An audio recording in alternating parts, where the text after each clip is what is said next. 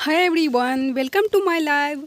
आज हम आप लोगों के लिए स्टैटिक जीके के सबसे महत्वपूर्ण प्रश्न और उत्तर उसके हम लेके आए हैं, जो कि भारत के प्रमुख त्यौहार एमसीक्यू हिंदी में स्टैटिक जीके प्रतियोगी परीक्षाओं के लिए भारत के प्रमुख त्यौहार एमसीक्यू भारत के प्रमुख त्यौहार प्रश्न और उत्तर हिंदी में लेके आए हैं आपके सामने, जो कि भारत के जो पर्व एवं त्यौहार होते हैं उससे रिलेटेड जितने भी हमको क्वेश्चन इम्पोर्टेंट लगा वो सभी क्वेश्चन लेके आज हम इस लाइव में लेके आए हैं आप लोगों के सामने। हम स्टैटिक जीके के बहुत सारे क्वेश्चन लेके आए हैं उत्तर के साथ, तो लाइव के एंड तक बने रहिए आप लोग।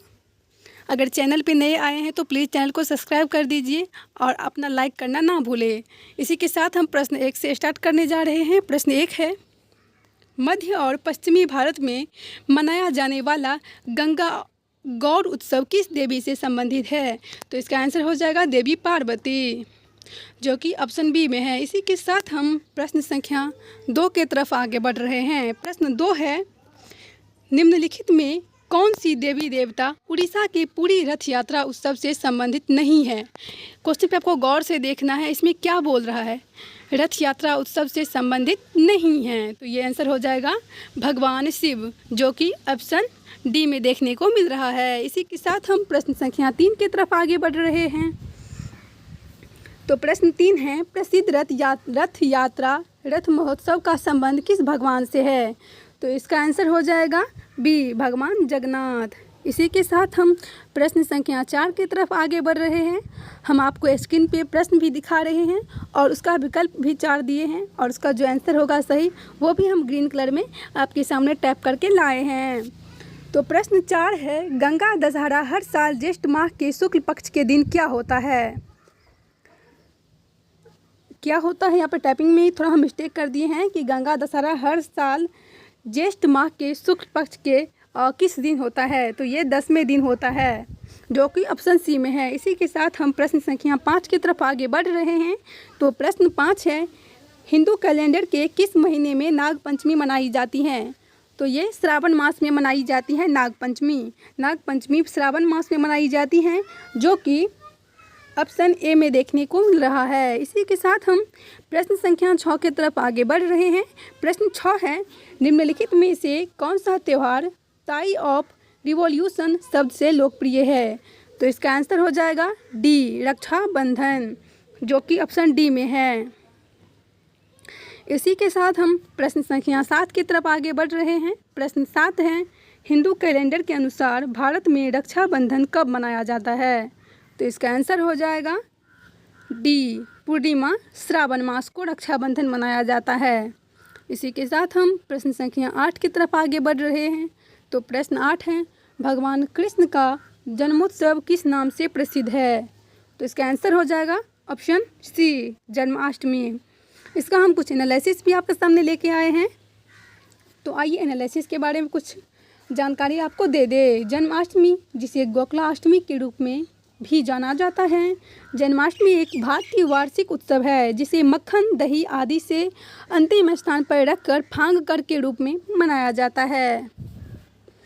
जन्माष्टमी एक हिंदू त्यौहार है जो भाद्रपद महीने के अंधेरे पखवाड़े के त्यौहार अष्टमी के दिन भगवान कृष्ण के जन्म का जश्न मनाता है। इसी के साथ हम प्रश्न संख्या 9 की तरफ आगे बढ़ रहे हैं। बिना देरी किए हर एक प्रश्न और उसके उत्तर हम आपको बताते जा रहे हैं ताकि आपका समय वेस्ट ना हो। तो प्रश्न 9 है, गुरु पूर्णिमा का त्यौहार हिंदू कैलेंडर के अनुसार कौन से महीने में आता है? तो गुरु पूर्णिमा का त्यौहार आषाढ़ मास में आता है, जो कि ऑप्शन डी में है। गुरु पूर्णिमा का त्यौहार हिंदू माह आषाढ़ अखाड़ इसको भी बोला जाता है, जो कि जून जुलाई को हम बोलते हैं, में पूर्णिमा का दिन पूर्णिमा एंड मनाया जाता है। इसी के साथ हम प्रश्न संख्या 10 की तरफ आगे बढ़ रहे हैं। तो प्रश्न 10 है, पूर्व के महाकुंभ को कौन सा त्यौहार भी कहा जाता है? तो इसका आंसर हो जाएगा सी, अम्बुबाची मेला। इसी के साथ हम प्रश्न संख्या 11 की तरफ आगे बढ़ रहे हैं। प्रश्न 11 है, किस त्यौहार के दौरान गरबा किया जाता है? तो गरबा नवरात्रि के दौरान किया जाता है, जो कि ऑप्शन बी में है। इसका भी कुछ एनालिसिस करते हैं। यह 9 दिनों का त्यौहार है जो माँ दुर्गा और उनके 9 अवतारों नवदुर्गा की पूजा को समर्पित है।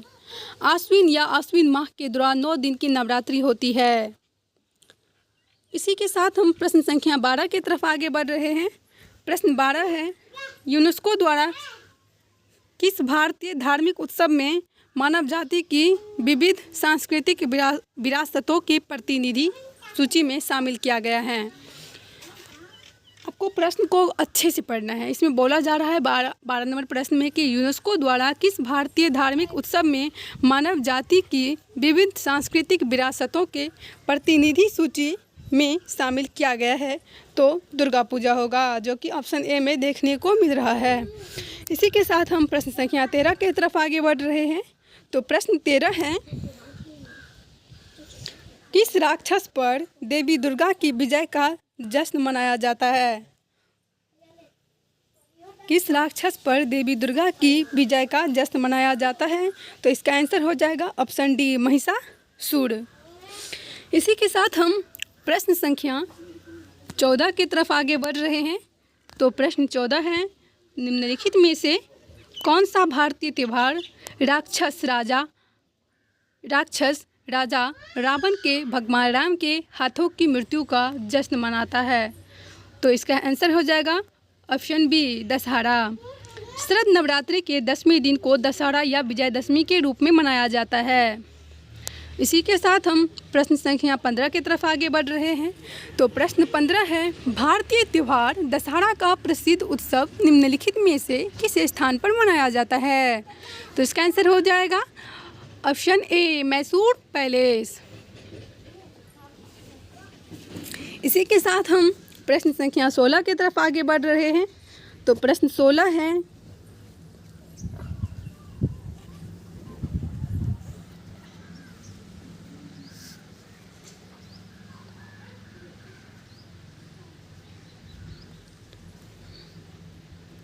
प्रश्न 16 है, कौन सी नवरात्रि के 10वें दिन को दशहरा या विजयदशमी के रूप में मनाया जाता है?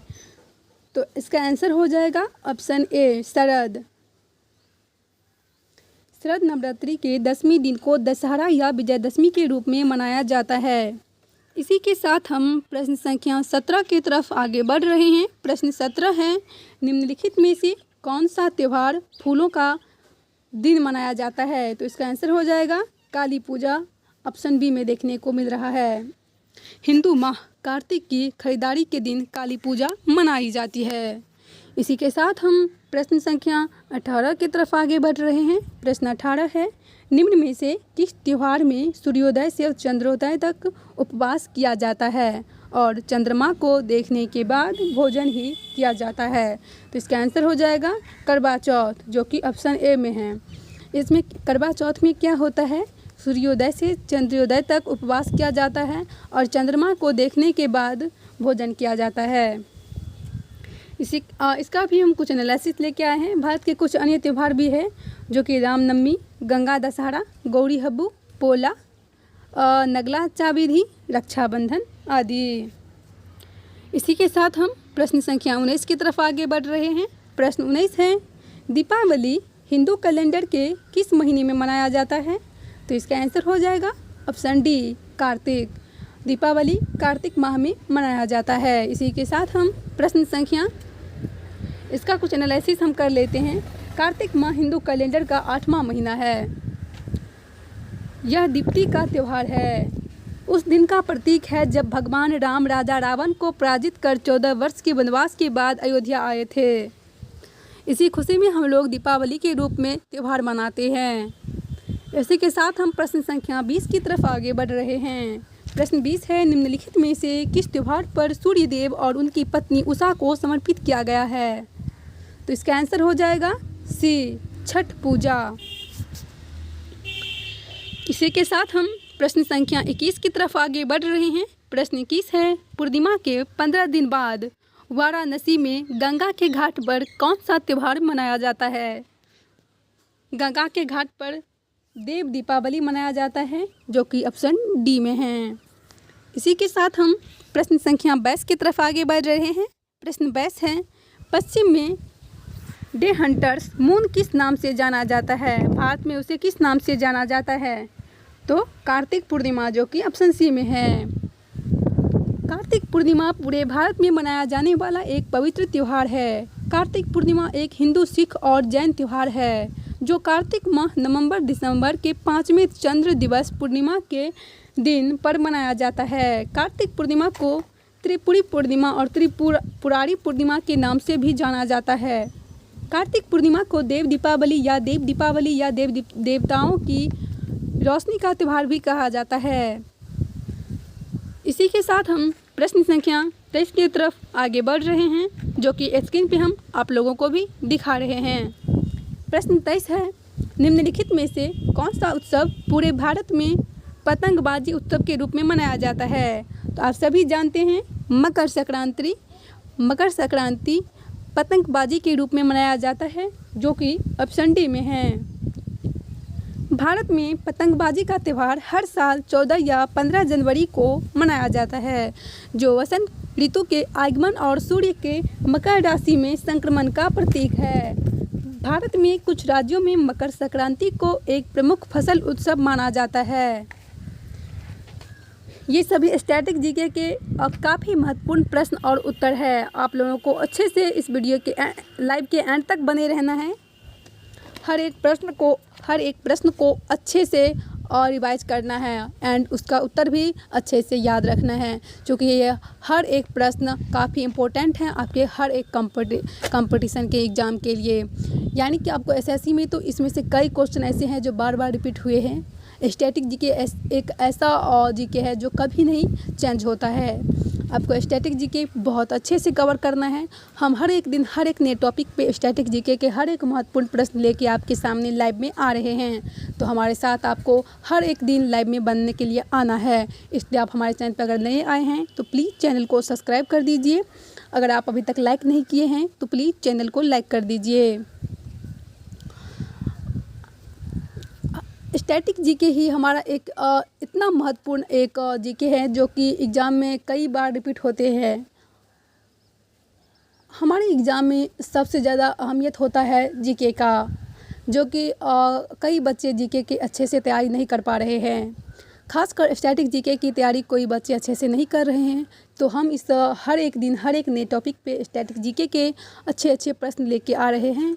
और कभी खेल कूद से रिलेटेड और कभी नोबेल पुरस्कार सबसे रिलेटेड लेके आ रहे हैं, तो कभी त्यौहार से रिलेटेड लेके आ रहे हैं, कभी प्रमुख नदियाँ से रिलेटेड लेके आ रहे हैं, कभी सबसे ऊंचे लंबे से लेके आ रहे हैं। हर एक दिन हर एक नई टॉपिक पे आपके सामने हम स्टैटिक जीके लेके आ रहे हैं। अगर आपको और कुछ नए कंटेंट में इशूज़ है, प्रॉब्लम है, तो आप हमारे कमेंट बॉक्स में कमेंट करके बता दीजिए कि मैम इस चैप्टर से आप जीके लेके आइए। आपको हर एक क्वेश्चन अच्छे से पढ़ना है। और इसी के साथ हम प्रश्न संख्या 24 की तरफ आगे बढ़ रहे हैं।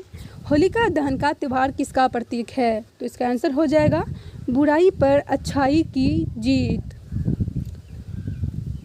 जो कि ऑप्शन ए में है। इसी के साथ हम प्रश्न संख्या 25 की तरफ आगे बढ़ रहे हैं। किस त्यौहार को फगुआ के नाम से भी जाना जाता है? होली को फगुआ के नाम से भी जाना जाता है, आप सभी जानते हैं, जो कि ऑप्शन बी में है। इसी के साथ हम प्रश्न संख्या 26 की तरफ आगे बढ़ रहे हैं। प्रश्न 26 है, निम्नलिखित में से कौन सा हिंदू त्यौहार हिंदू कैलेंडर के अंतिम माह में मनाया जाता है? तो आप सभी जानते हैं होली हिंदू त्यौहार के सबसे अंतिम त्यौहार है। अंतिम माह में मनाया जाने वाला त्यौहार है होली, जो कि ऑप्शन ए में है। इसी के साथ हम प्रश्न संख्या 27 की तरफ आगे बढ़ रहे हैं। प्रश्न 27 है, आदर्श घी का त्यौहार आमतौर पर ग्रेगोरियन कैलेंडर में किस तारीख को जारी होता है? तो इसका आंसर हो जाएगा 14 अप्रैल, जो कि ऑप्शन बी में है। बैसाखी का त्यौहार पारंपरिक रूप से हर साल 13 या 14 अप्रैल को मनाया जाता है। इसी के साथ हम प्रश्न संख्या 28 की तरफ आगे बढ़ रहे हैं। तो प्रश्न 28 है, सिख समुदाय का सबसे महत्वपूर्ण और पवित्र त्यौहार गुरु पर्व हिंदू कैलेंडर में किस महीने में मनाया जाता है? ये आंसर हो जाएगा ऑप्शन बी, कार्तिक। इसका हम कुछ एनालिसिस करते हैं। सिख धर्म के संस्थापक गुरु नानक देव जी का जन्म उत्सव गुरु पर्व का प्रतीक है। सिख समुदाय का सबसे महत्वपूर्ण और पवित्र त्यौहार गुरु पर्व हिंदू कैलेंडर के कार्तिक माह में मनाया जाता है। गुरु पर्व के अवसर पर गुरु नानक देव की जयंती के साथ साथ आध्यात्मिक उत्सव और सिख धर्म की पवित्र पुस्तक गुरु ग्रंथ साहिब के भजनों का पाठ किया जाता है। इसी के साथ हम प्रश्न संख्या 29 की तरफ आगे बढ़ रहे हैं। प्रश्न 29 है, सिख साहित्य के अनुसार गुरु नानक देव की जयंती भारतीय चंद्रमा के किस महीने में पूर्णिमा के दिन मनाई जाती है? तो इसका आंसर हो जाएगा ऑप्शन डी, कार्तिक मास की पूर्णिमा। प्रश्न 30 है, सिख समुदाय का बंदी छोड़ दिवस किस हिंदू त्यौहार के साथ मेल खाता है? तो ये होगा दीपावली, ऑप्शन सी। बंदी छोड़ दिवस एक सिख उत्सव है। उस दिन को जो याद किया जाता है जिस दिन सिखों के छठे गुरु हरगोबिंद ने 52वें बंदी किले से रिक्सावान था, जिसमें मुगल सम्राट भी शामिल था, जहांगीर ने निवास किया